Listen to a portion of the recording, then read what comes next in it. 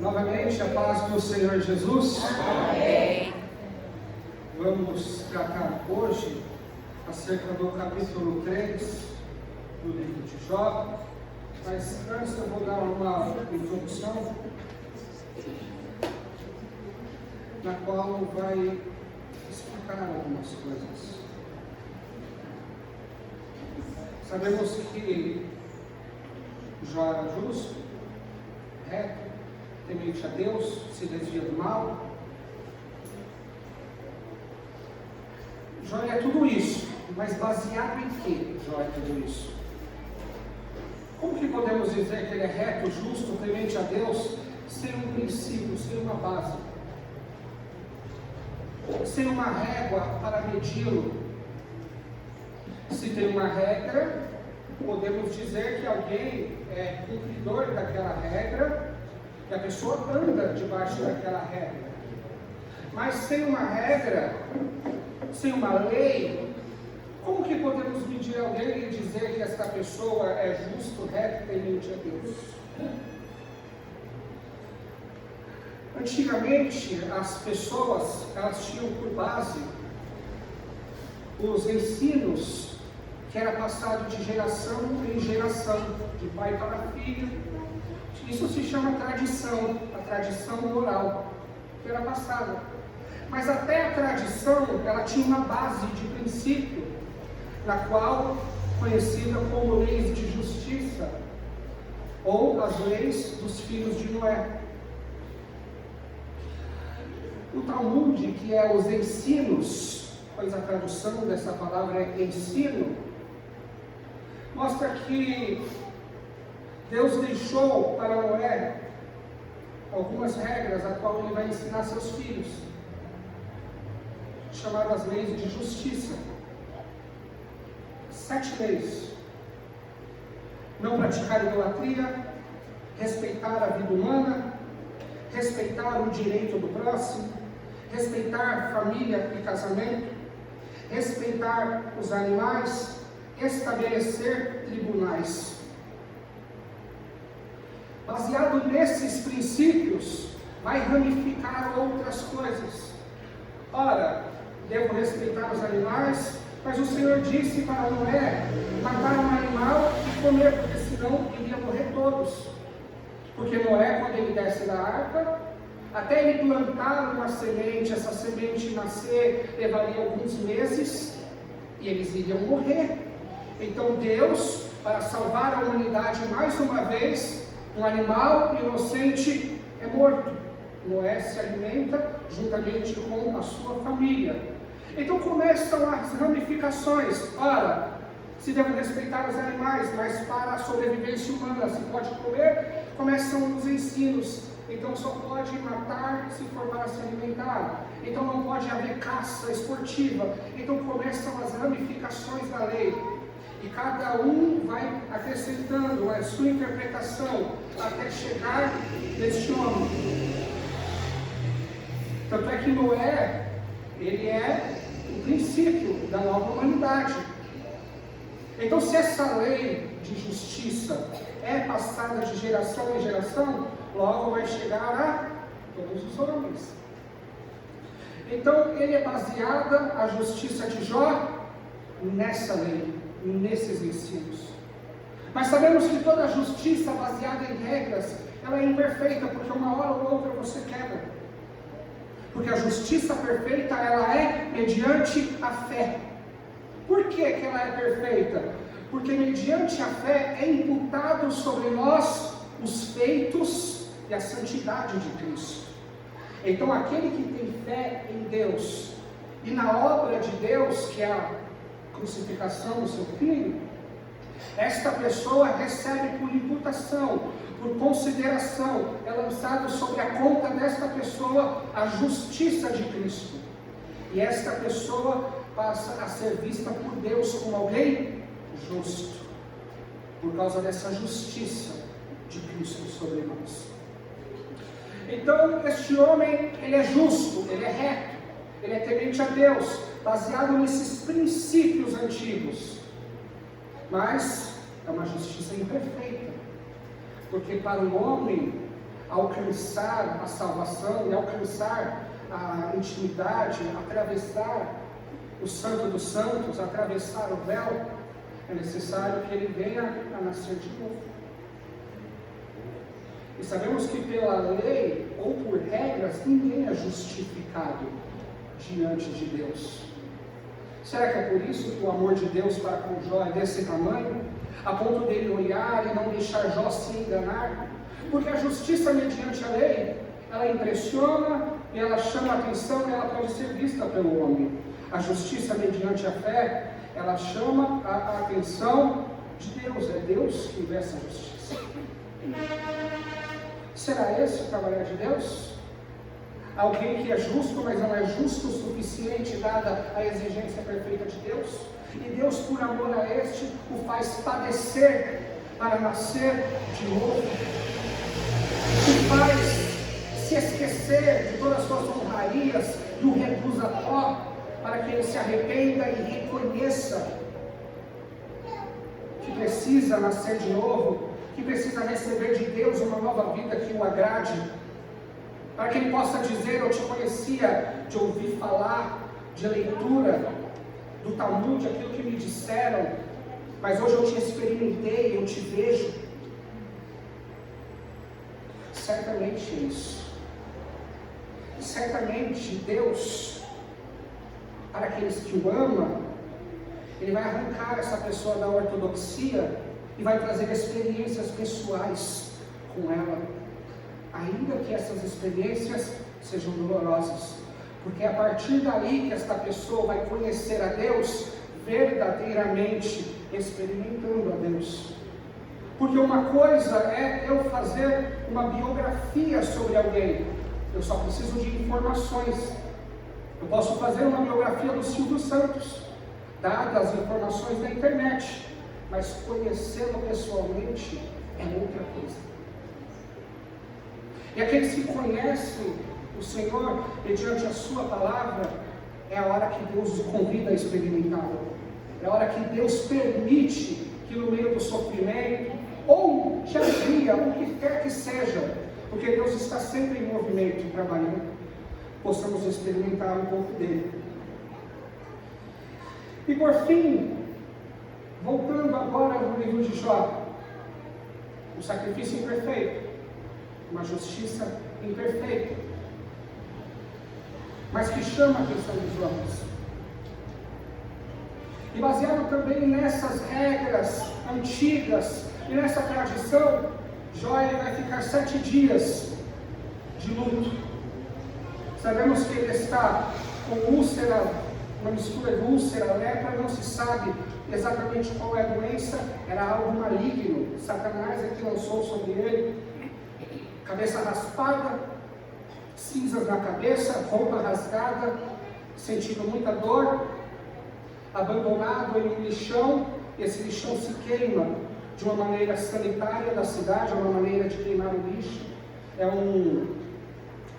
uma ação sanitária, e essas cinzas que ele joga sobre a sua cabeça, cinza de lixo, abandonado, removido da sociedade por causa da sua doença, uma doença que impacta, uma doença que pode ser contagiante. Então ele é removido para longe, sozinho, sem filhos, doente, sem o aplauso da sociedade, porque ele, diante a crença de retribuição, este homem deve ter pecado e toda admiração é retirada dele, porque se Deus está fazendo algo com ele, é porque ele fez alguma coisa contra Deus, algo de errado. Esse homem não tem nada. E ele vai estabelecer 7 dias de luto. Seus amigos chegam até ele, não reconhecem, pois olham de longe.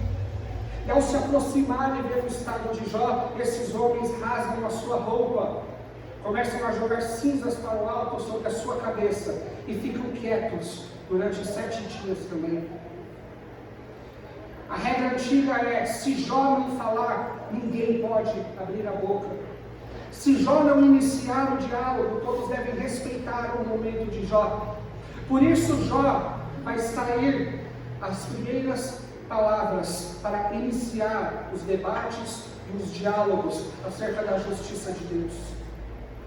Mas é interessante que esse luto de 7 dias é algo também nos tempos de Noé. Acreditam os judeus e também os povos antigos que quando Deus ele iria fechar a arca de Noé por dentro, ele esperou ainda 7 dias. As crenças antigas dão a entender, segundo eles, que Deus estava como se fosse um luto por causa das pessoas que iriam morrer. Mas não foi assim que aconteceu. Eu creio que esse foi o porquê de Deus ficar 7 dias.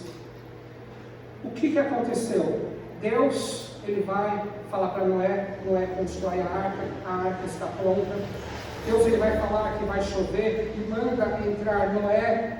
Os animais vão até lá, entram dentro da arca, e depois que está Noé, os animais ainda 7 dias sem chover, com todos ali dentro. No último dia, a família de Noé entra e a porta é selada por fora. O que eu entendo nisso? Não um luto de Deus, mas uma misericórdia. Porque ainda que Deus disse que o dilúvio ia acontecer, ele ainda esperou 7 dias de portas abertas e ainda deu sinais para que aquele povo pudesse crer e entrar também. Qual é o sinal? Ora, serpentes, leões, ursos, se submetendo a um senhor de 100 anos, entrando e ficando 7 dias quietinho dentro de uma arca. Não é algo estranho? Jacaré, todo tipo de animal, se submetendo a um senhor, respeitando uns aos outros e ficando guardados 7 dias quietinho. Não é um sinal? Então Deus, ele deixou a porta aberta, estabeleceu sinais de que aquilo iria acontecer e ninguém entrou.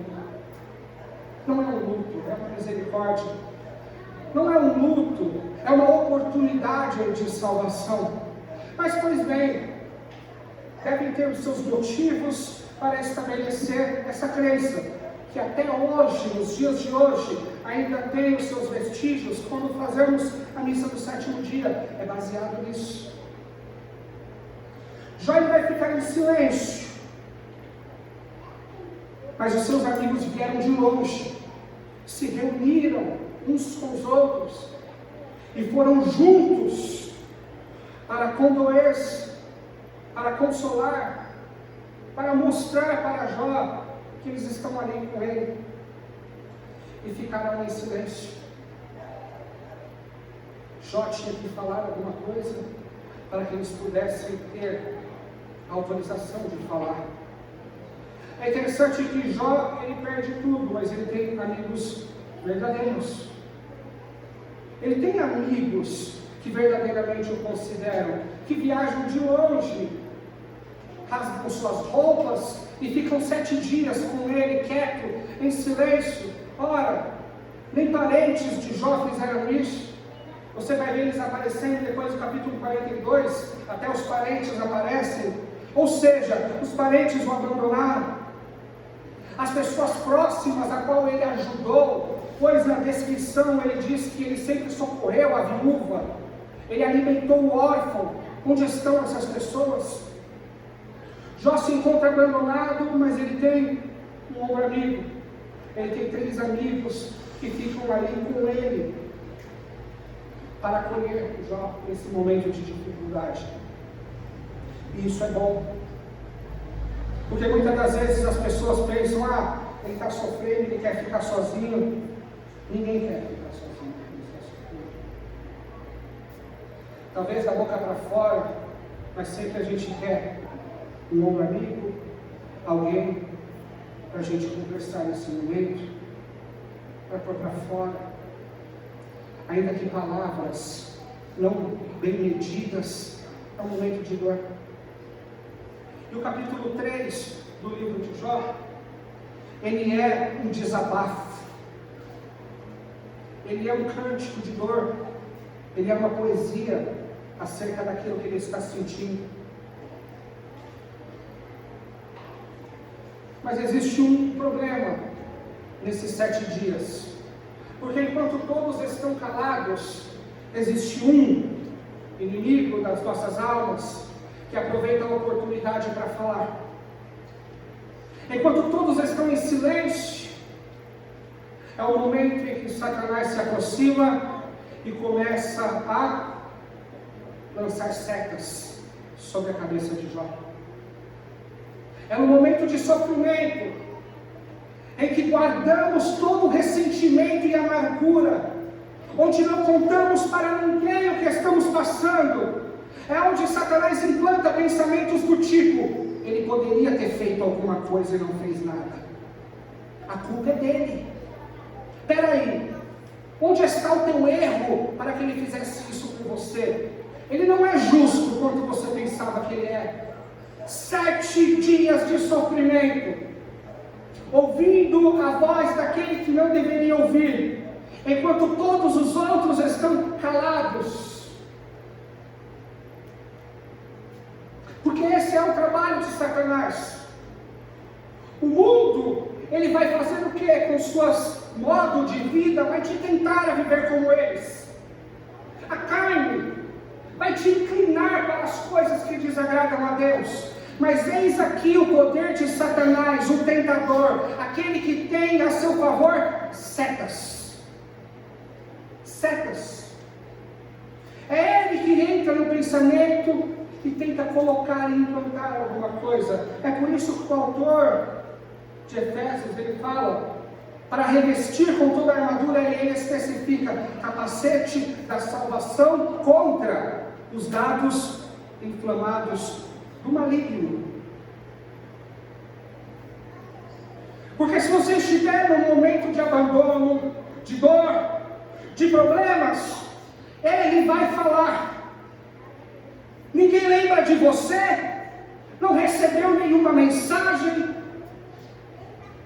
ninguém gosta de você na igreja, nem perceberam que você não veio há 2 dias.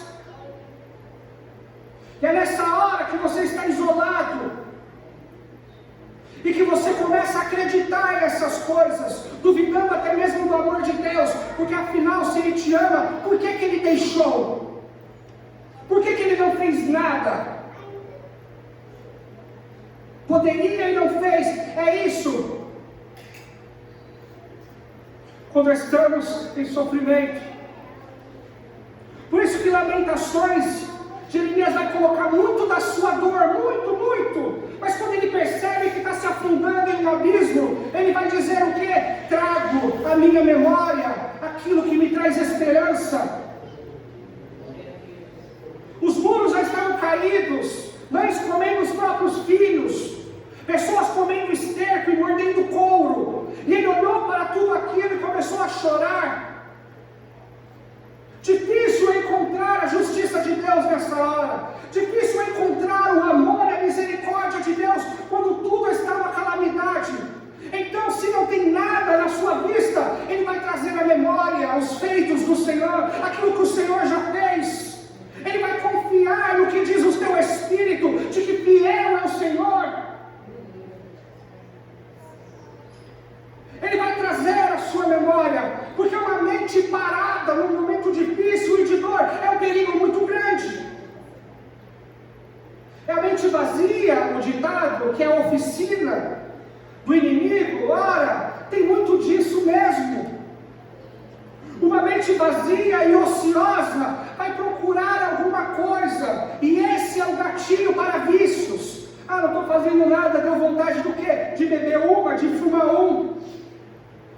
Essa ociosidade é gatilho para vícios. Está sem fazer nada, bateu um tédio, deixa eu ver aqui alguma coisa, gatilho para pornografia, gatilho para todo tipo de pecado. Por quê? Uma mente ociosa, sozinha, abandonada.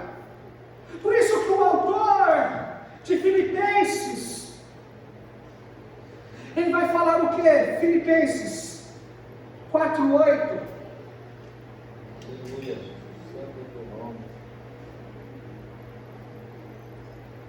O autor de Filipenses, ele vai falar: ocupai as vossas mentes em tudo aquilo que é nobre, em tudo aquilo que é santo, em tudo aquilo que é justo, em tudo aquilo que é de boa fama, nisto ocupai as vossas mentes. O que Deus está dizendo é, não deixa ela vazia, porque alguém vai procurar ocupar esse espaço. A vida dos outros, vai pensar na vida dos outros, na igreja dos outros, na falha dos outros. Ocupar com uma coisa que não agrada a Deus enquanto ela está vazia, mas se você ocupar de todas essas coisas, isso vai te ajudar a passar por um momento de dor, por um momento de tristeza, ou por um momento de ociosidade. Ocupai as vossas mentes em tudo aquilo que é santo, que é nobre, que é de boa fama e que é verdadeiro. Olhou, não tem nada para fazer? Procura filme, não acha nada. Uma presa fácil. Davi foi passear na varanda para matar o seu tédio. E foi ali que ele viu Betseba se banhando nua. Poderia se ocupar nos seus salmos, poderia chorar com seus cânticos e orações, mas ele foi vagar, com uma mente vazia, procurando algo que não sabe o que, e encontrou o que não deveria.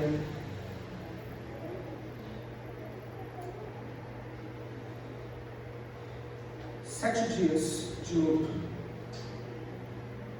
E esses 7 dias foi um divisor de águas na vida de Jó. Dividiu a vida dele em duas. 7 dias apenas.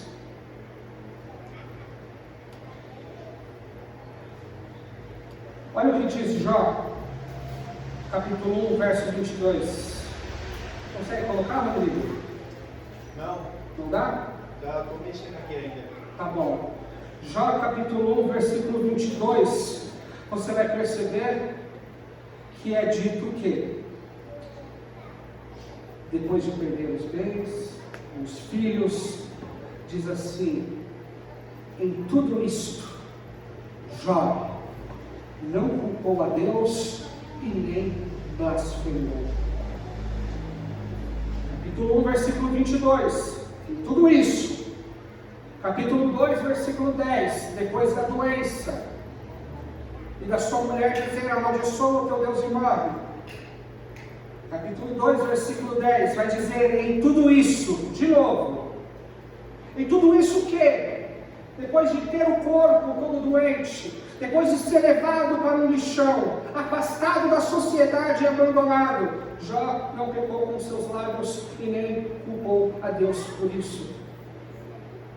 Por que o autor ele coloca em tudo isto, Porque agora ele vai se separar. Jó capítulo 3 começa como?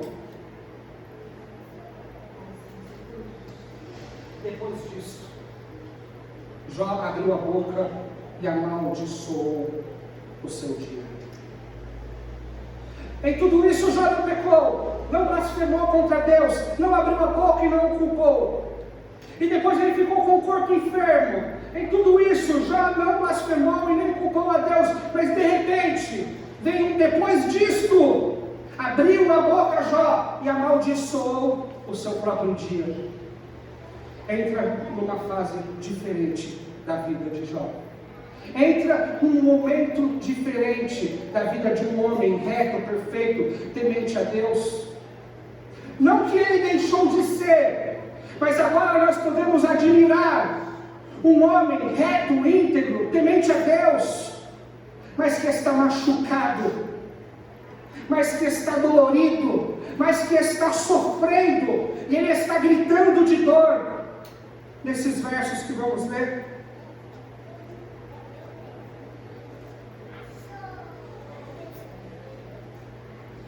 Jó capítulo 3. Depois disto abriu Jó a boca e amaldiçoou o seu dia. E Jó falando disse: pereça o dia que eu nasci, e a noite em que disse foi concebido um homem. Converta-se aquele dia em trevas, Deus lá de cima não tenha cuidado dele, e nem resplandeça sobre este dia a luz, contamine-o todas as trevas e sombra da morte, habitem sobre ele nuvens, negros vapores do dia, espantem. Escuridão toma aquela noite, e não se goze entre os dias do ano, não entre o número dos meses. Solitária seja aquela noite, suave música não entre nela, amaldiçoem-na aqueles que amaldiçoam o dia e que estão prontos para fazer correr o seu pranto, escureça-se as estrelas. Uma poesia do jeito que dissemos, sinônimos, dando ênfase a uma coisa só: escuridão, trevas, noite e morte. É só isso que Jó vai falar. E ele vai repetir diversas vezes com diversos sinônimos. Uma poesia edomita, clássica, repetindo para dar ênfase: a minha alma agora se encontra em trevas.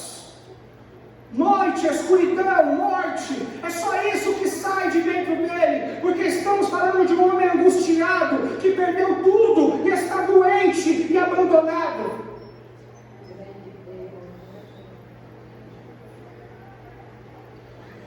Um homem que finalmente abriu a boca depois de segurar a sua angústia durante 7 dias.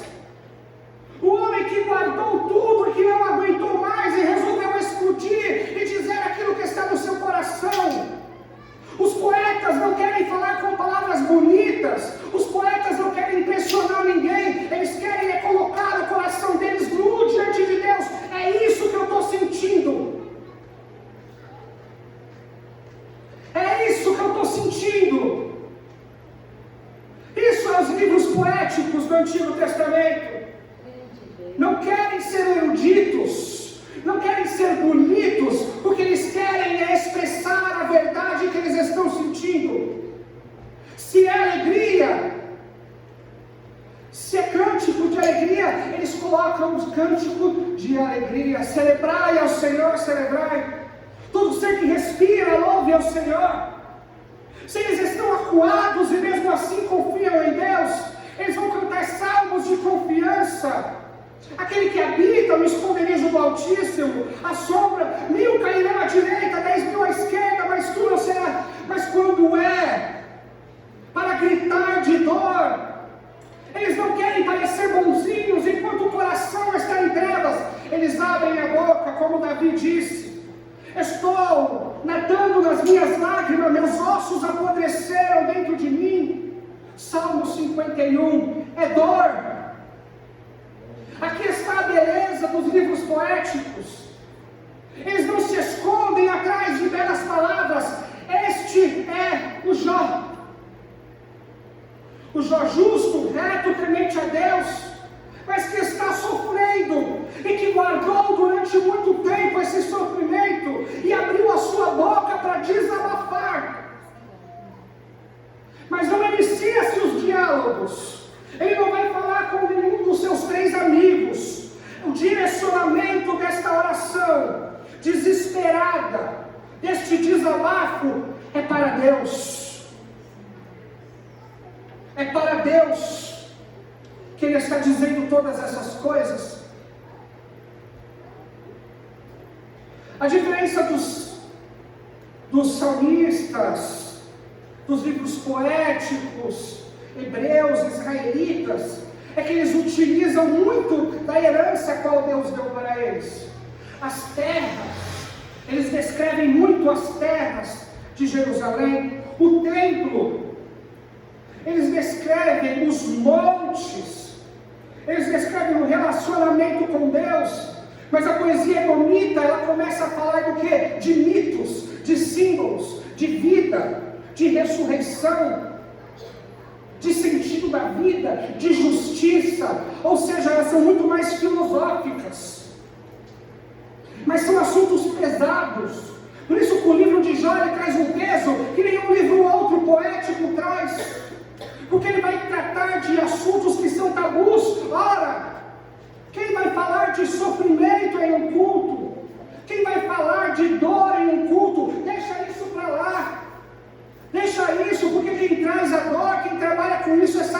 mas Joel está trazendo uma outra visão acerca de Deus. Ele está falando de um Deus verdadeiro, que muitas das vezes te faz experimentar dias difíceis, que incham os nossos olhos, para se revelar a você e te fazer mais forte, e no final das contas Ele opera e não deixa nem cicatriz, e você agradece pela dor que sentiu, e você diz que passaria de novo, e você diz que foi bom ter sofrido, hoje guarda a tua palavra. É um livro diferente. E Jó, ele é um homem sincero. A beleza dos livros poéticos é a sinceridade. E Deus registrou. Onde já se viu um homem que eu acabei de dizer que é justo, reto, temente a Deus, falar umas coisas dessa? O dia a qual eu dei para ele quer que escureça, que ninguém se lembre. E que morra aquele que deu a notícia para minha mãe. Onde já se viu, eu vou esconder. Deus não esconde as besteiras de seus heróis. Ele não esconde as besteiras dos seus filhos. Ele não esconde. Ele os ama. E não tem porquê ele esconder. São imperfeitos.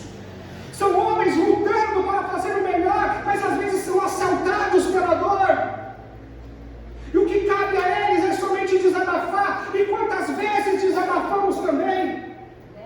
Mas por causa do Espírito Santo, a nossa reclamação se terminou no louvor, ou numa gratidão a Deus. Começamos chorando e às vezes é bom. Às vezes é bom se trancar no quarto e abrir a boca com sinceridade para Deus. Para dizer para Ele, estou sofrendo, não aguento mais, não achei certo, eu não entendi isso. Porque no final você termina com um cântico novo. No final você coloca para fora toda a imundícia e toda a seta que um dia entrou na sua mente. Você joga ela fora nesse momento. Amados, olha esse salmo. Salmo 77. Do 1 ao 10. Eu clamei ao Senhor com a minha voz. A Deus eu levantei a minha voz e Ele inclinou para mim os teus ouvidos. No dia da minha angústia eu busquei ao Senhor. A minha mão se estendeu de noite e não cessava. A minha alma recusava ser consolada. Lembrava-me de Deus, me perturbava, queixava-me, e o meu espírito desfalecia, murmurando. Sustentaste-me, os meus olhos vigilantes, ele está em insônia. Estou tão perturbado que não posso falar. Eu considerava os dias da antiguidade, os anos, os tempos passados. De noite, eu chamei a lembrança o meu cântico. Meditei no meu coração e o meu espírito se investigou. Rejeitará o Senhor para sempre e não tornará a ser favorável. Cessou para sempre a tua benignidade, acabou já a promessa que era de geração em geração. Esqueceu-se Deus de ter misericórdia ou encerrou a sua misericórdia na ira? Eu disse, isto é o motivo da minha enfermidade. Algumas traduções o motivo da minha dor é que a mão do Senhor não age mais. Então que beleza. Tem alguém que não conseguiu o que queria de Deus, que ficou levantando a mão de madrugada pedindo para Deus, não pregou os seus olhos e ficou nas vigílias da noite orando, e que não tinha motivo nenhum para se alegrar, então buscou um cântico no passado e lembranças anteriores. E ele vai dizer que o motivo dele estar assim é porque a mão do Senhor não trabalha mais. Isso é sinceridade. Deus pode investigar o coração destes homens e ver que está de acordo com as suas palavras. Salmo 109.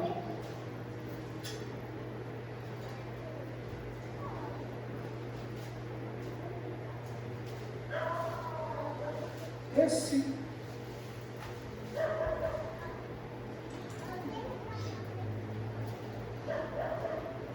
vamos ver o 15. O Deus do meu louvor, não te cales. Olha só, fofocaram dele, perseguiram ele. E olha o que ele vai falar. Davi. Ó Deus do meu louvor, não te cales, pois a boca do ímpio e a boca do fraudulento estão abertas contra mim. Tem falado contra mim com uma língua mentirosa. Eles me cercaram com palavras odiosas e pelejaram contra mim sem causa. Em paga do meu amor, os meus adversários, em paga do meu amor, são meus adversários. Mas eu faço uma oração. Pensamos o quê? Olha, ele vai orar para que Deus os perdoe. Vai dar tudo certo. Põe acima do meu inimigo ímpio e que Satanás esteja à tua direita.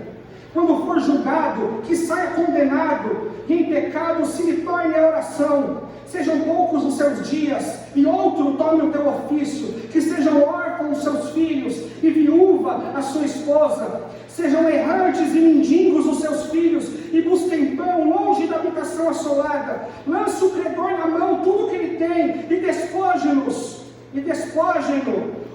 estranhos do seu trabalho. Não haja ninguém que se compadeça dele, não haja quem o favoreça os seus órfãos. Despedaça a tua posteridade, e que o seu nome seja apagado na seguinte geração. Esteja na memória do Senhor a iniquidade dos pais, e não se apague o pecado de sua mãe. É só continuar. Tem beleza? Onde está a santidade deste Davi? Como ele ousa falar uma coisa dessa? Preferiam o quê? Que ele falasse, perdoa, enquanto o coração dissesse, condena-os? Para que Deus lesse o coração dele e falasse assim, este homem chega até mim como um falso? Se suas palavras são pesadas, se tranque no quarto, só você e Deus.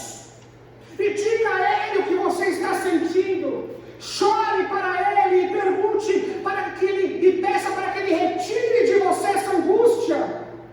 Mas seja sincero com Deus, porque os poetas são sinceros.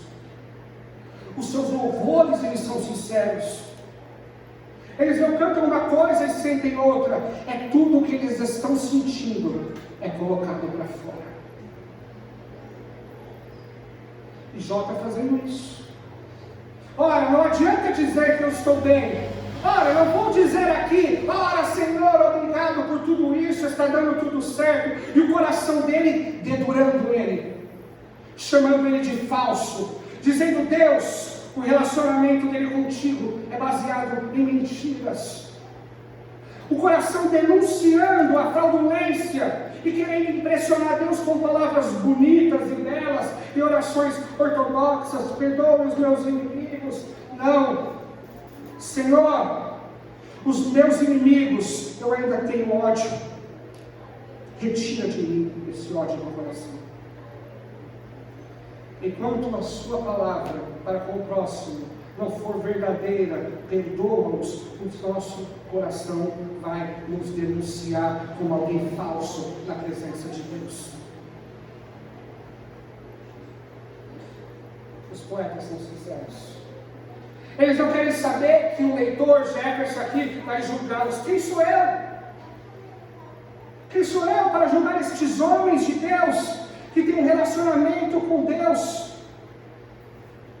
e que não temem colocar diante de Deus as suas causas, os seus problemas, os seus sentimentos mais vis, os seus pensamentos mais perturbados e perversos, eles expõem diante de Deus, porque temos mania de se esconder, dizendo assim, Senhor, eu sou pecador. Só isso? Só isso? Senhor, o meu coração é adúltero. Muitas das vezes me porto como idólatra de mim mesmo. Eu amo o dinheiro. É isso que os poetas fazem. Eles colocam o coração nu diante de Deus. Eles não limitam a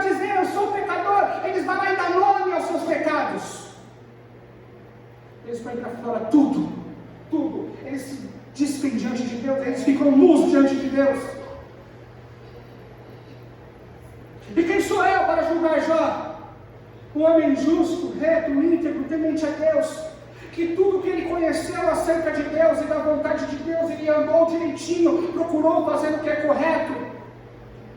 Mas ele perdeu 10 filhos, ele perdeu a sua casa, caiu, esmagou, ele enterrou os filhos, ele perdeu todos os seus bens, ele perdeu a sua reputação, porque ela era baseada nos seus bens e na sua família. Agora, ele caiu em desgraça diante do povo, e não deu nem tempo para chorar. Os seus filhos nasceram lepras, úlceras, uma doença na pele, a qual era muito dolorida, e que tinha cascas, e rachava a tua pele, e saía pulso pelas rachaduras, causando-lhe grande dor. Ora, o que queria que ele dissesse? Obviamente, gostaríamos que ele suportasse como um homem santo, como um homem perfeito, mas ora, só um fez isso. Só um conseguiu fazer isso. Estendido no madeiro, abençoou os malfeitores, orou por aqueles que o condenaram. E sem o Espírito Santo, não dá. Por isso mantém, eu devo manter as minhas lamparinas acesas e estoque de azeite, para que quando eu for assaltado pela dor, eu possa falar palavras bonitas, mas verdadeiras. Devo ter o meu estoque de azeite, devo ter as minhas lamparinas acesas, porque uma hora ou outra escurece e eu vou precisar delas.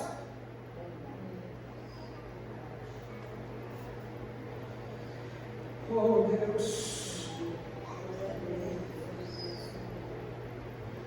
que nosso coração seja sempre sincero, que eles estejam sempre de acordo com a nossa palavra, que não queremos entrar na presença de Deus de maquiagem, porque Ele sabe quem nós somos, Ele não lembra nada de maneira nenhuma, Ele sonda o coração. É melhor que colocamos para fora verdadeiramente o que estamos pensando, porque Ele já o sabe. O salmista disse: antes que a palavra saísse da minha boca, tu já sabes tudinho. Ele só quer um homem sincero que chore na frente dele.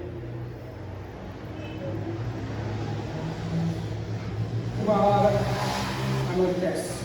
Jó, ele está falando: escuridão, o meu dia se tornou em trevas e densas escuridões. Olha o que diz Deuteronômio 33, 25.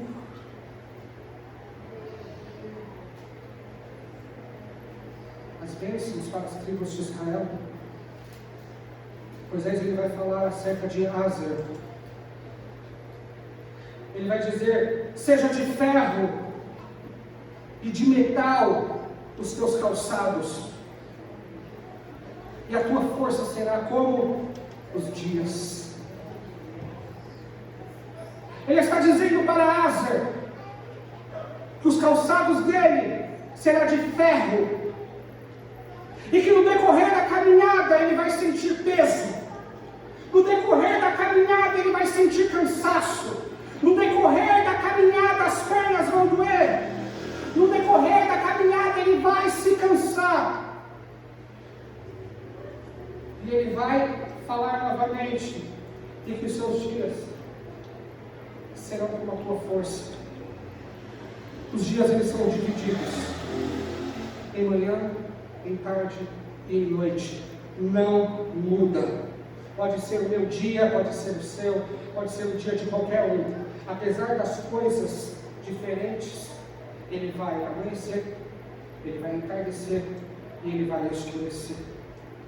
Ou seja, uma hora ou outra você vai se cansar, uma hora ou outra o seu dia vai se transformar em noite. Ele está dizendo que ninguém está bem o tempo todo. A caminhada e a travessia, ela é bem complicada. E vai ter momento em que suas pernas vai doer, que você vai parar um pouco, vai tomar um ar, vai criticar, vai reclamar. Vai chegar um momento em que, ainda que você não fale, se segurar 7 dias, vai explodir uma hora ou outra. Mas ainda que você não fale, pode ser Jó, pode ser sacerdote, pode ser quem for, tem dias que você não está bem. Tem dias em que até mesmo a sua fé é abalada. Tem dias em que você está borocochô, e é mais noite do que dia, é mais tristeza do que alegria. A vida de um ser humano não é constante em luz, em dia, em flores, em manhã e passarinhos o tempo todo. Há momentos em que a enfermidade vai bater na tua porta e ainda que você não abra, ela vai querer entrar. E você vai perceber que assim como você nasceu e era jovem e tem vigor, os sapatos são de ferro. E no finalzinho da reta, vai doer as pernas, vai se cansar, o corpo vai cobrar a conta e vai doer. Tem manhã, tem tarde e tem noite.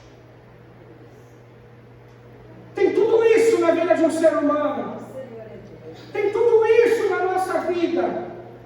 Então o livro de Jó nos ensina a anoitecer com Deus, a ter as lamparinas acesas, a confiar em Deus e esperar um novo amanhecer. Porque por mais que você seja inteligente, por mais que você tenha dons, por mais que seja pregador ou adorador, você não pode fazer com que a noite encurte. Você não pode transformar a sua prova, a qual Deus colocou um tempo determinado e um aprendizado necessário, você não pode reduzi-la. Jó ficou meses assim. Jó ficou meses assim. E a única coisa que ele podia fazer é esperar passar. É esperar a dor passar. É esperar que Deus dê a ele um novo amanhecer. É ficar na esperança de dias melhores, se não na terra, no céu. Tiago, ele vai falar. Ele vai usar Jó como exemplo.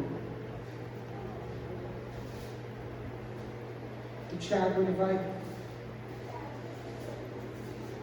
ele vai ser muito eficiente nas suas palavras. Tiago 5.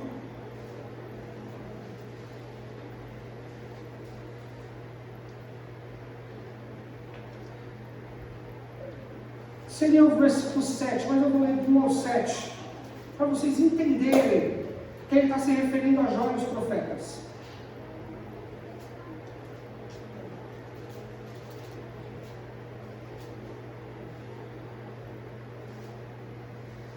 Eia, pois agora vós ricos, chorai e pranteai por vossas misérias, que sobre vós hão de vir.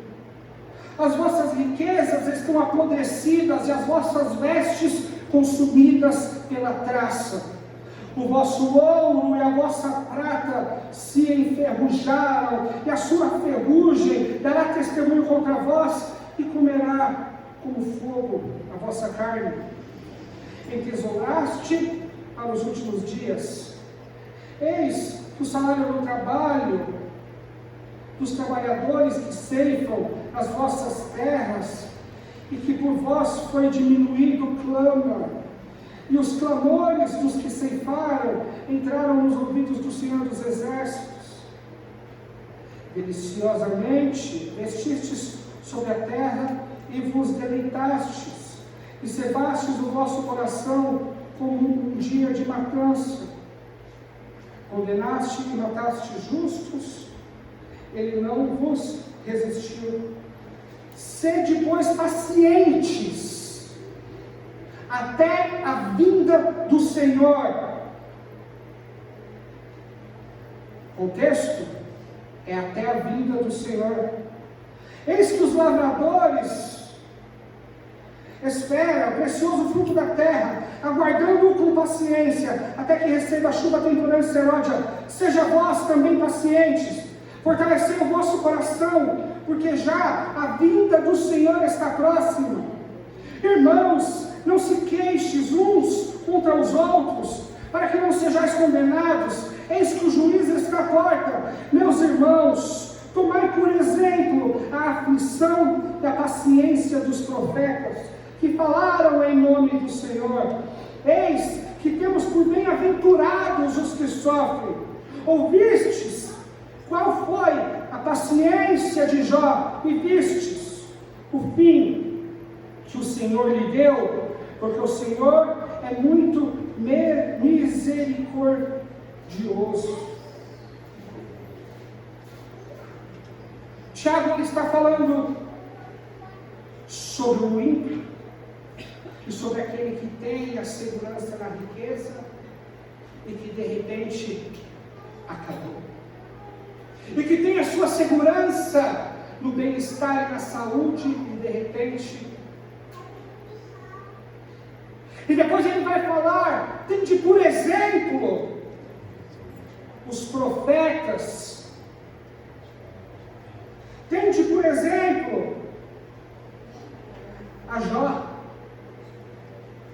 e a sua paciência. O vocábulo aqui eu marquei hiponene, palavra grega que também pode ser usada para tolerância e persistência. O que ele está falando para a igreja? Olha, vai haver momentos em que vocês serão jogados e tratados como os profetas. O que houve com os profetas? Perseguidos, maltrapilhos, famintos, mortos ao fio da espada, decapitados, cerrados ao meio. Deixaram seus bens e tudo que tinha de precioso para buscar ao Senhor e terem o Senhor como diamante de suas vidas. E ele vai falar também para você ter, por exemplo, a perseverança, a tolerância ou paciência de Jó, que assim como ele pede para a igreja aguardar o Senhor Jesus, ele vai falar que Jó aguardou o Senhor. Ou seja, ainda que ele estava passando por tudo isso, ainda que ele abriu a boca e falou sim algumas besteiras, no momento de dor, no momento em que sua carne estava caindo do corpo, ele ainda tinha uma esperança, mas já não era mais terrena, não tinha mais nada a qual ele pudesse se apegar na terra. Mas ele ainda assim tinha a esperança do que? De se encontrar com Deus. E ele suportou tudo isso na esperança de se encontrar com Deus. Pois ele mesmo diz, Jó 19, 25, porque eu sei que o meu Redentor vive, e que por fim se levantará sobre a terra, e depois de consumida a minha pele, ainda em minha carne eu verei a Deus, vê-lo-ei por mim mesmo, os meus olhos e não outros o verão, e por isso o meu coração consome dentro de mim. O tempo que Jó estava, já eram meses, a doença não sarava, a dor era insuportável, a carne dele já estava caindo, ele não comia mais, pois não tinha prazer, ele não conseguia salivar mais, ele está só a pele e osso, e essa pele já contaminada. Então ele vai dizer que quando for consumido o que resta dele, ele mesmo assim vai ver a Deus com os mesmos olhos e corpos que ele tinha antes.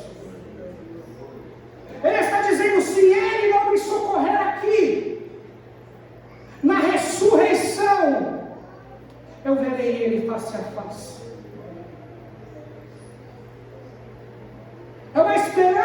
não tem como ser anulada. É a esperança na qual homens e mulheres foram devorados por leões com um sorriso no rosto. Não esperando o livramento, mas esperando o Senhor. E se não vier agora, na ressurreição eu o verei pessoalmente. Olhando para as feras e não pedindo livramento para Deus. Ora, e se Deus não fizer, não acabou a minha esperança. E se eu morrer, não acabou a minha esperança. Nem a morte pode arrancar isso deles, porque na ressurreição eles se encontrarão com Jesus Cristo. E é isso que Tiago está pedindo. Tenha tolerância, suporte as perseguições, suporte as doenças, suporte as pobrezas e as misérias dessa vida, porque se Ele não te resgatar em vida, na ressurreição, Ele te pegará pela mão e falará face a face com você. Se não tem socorro nessa terra, a minha esperança não se acaba aqui, eu ainda o verei. Abraão creu em Deus, e todas as promessas a qual Deus fez para ele não a viu, e nem veria, pois ele pensava em um arquiteto superior. Ele acreditava que todas as promessas que Deus fez para ele, a qual ele no leito de morte não as viu, ele disse: se não cumprir aqui, ele vai cumprir lá. Mas o que ele falou, ele faz. O que ele disse, ele vai cumprir. E se não for aqui, vai ser lá.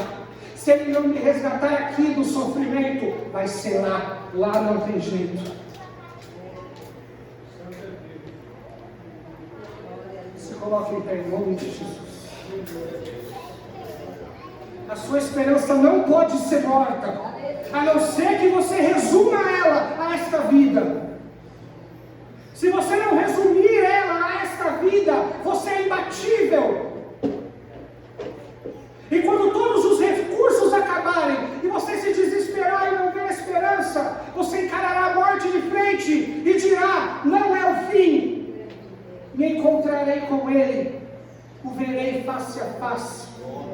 E o abraço e o consolo que Ele me deu aqui, lá certamente Ele enxugará do meu rosto toda a lágrima. Senhor, oramos todas as vezes pedindo: cura-me, tira essa enfermidade.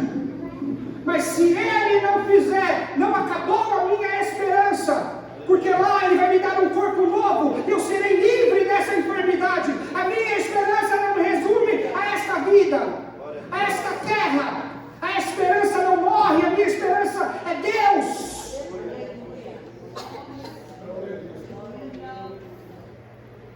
Se a sua esperança for Deus, você é imbatível. Se a sua esperança for Deus, você guardará a fé no dia da morte. Combati o bom combate, terminei a carreira, guardei a fé. Ora, mas na tua audiência ninguém veio te ajudar, mas Ele me assistiu e me livrou da boca do leão. Como disse o apóstolo Paulo. Ora, mas Ele não te livrou da morte. Sim, da morte eterna Ele me livrou. E ao soar da última trombeta, a morte terá que confessar que não tem poder sobre mim. Se a sua esperança for Deus e for além dessa terra, você é um homem imbatível. E se você não sorrir o tempo todo, não tem problema.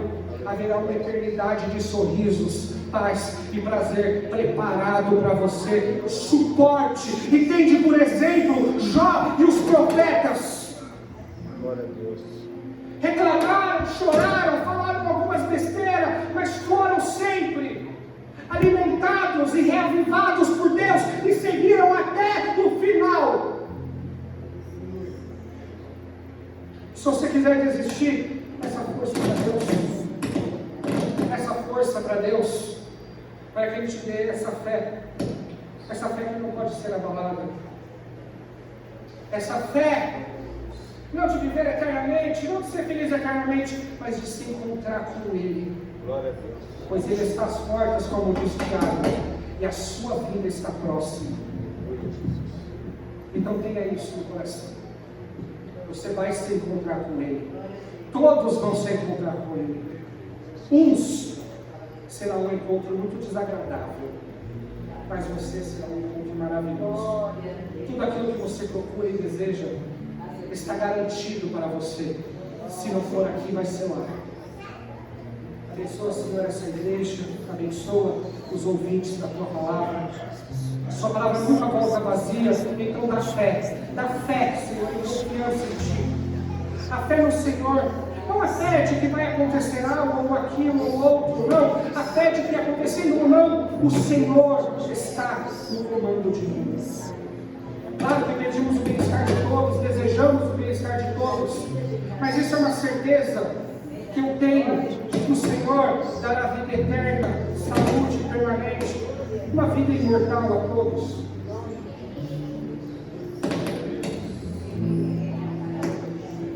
Então eu peço, sabendo que o Senhor vai dar alegria eterna e felicidade, se não aqui, vai ser lá.